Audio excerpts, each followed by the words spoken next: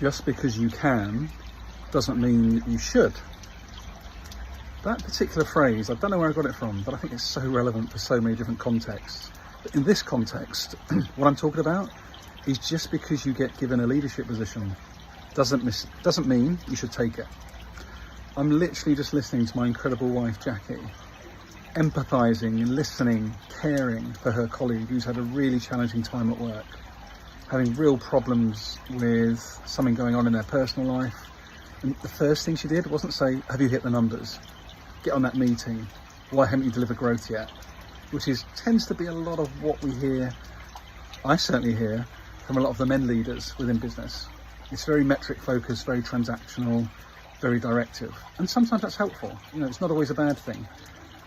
But when I hear Jackie, her default is care, listening, being there for the other person.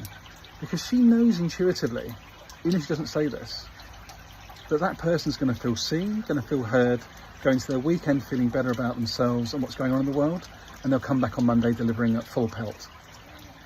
So I just think back to the incredible conversation that happened yesterday, which is yesterday in August, Thursday the 28th of August, in fact, 2025. My good friend Hannah Litt had 3 other incredibly powerful polymathic women in dialogue with her as they're talking about the rise of the matriarchy.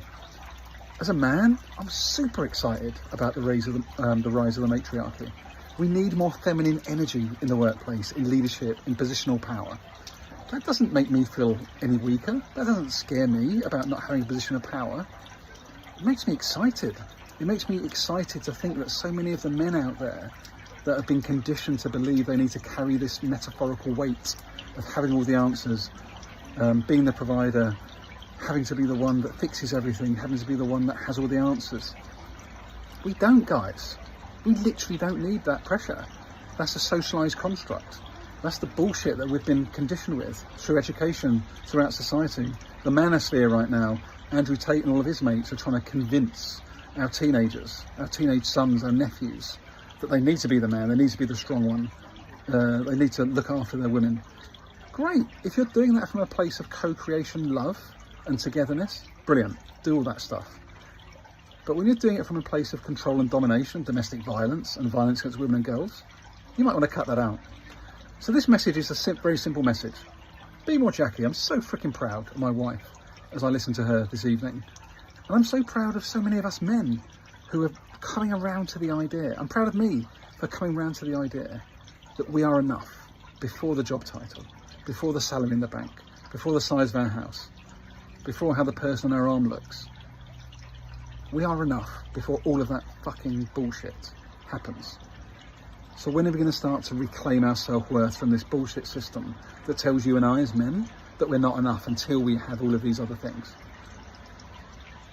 What would it look like for us to invite our women to sit alongside us as we give them the space to take the lead, as we listen to them and their greatness, the women that have actually birthed life, something that us men can never ever do? We are so powerful, men.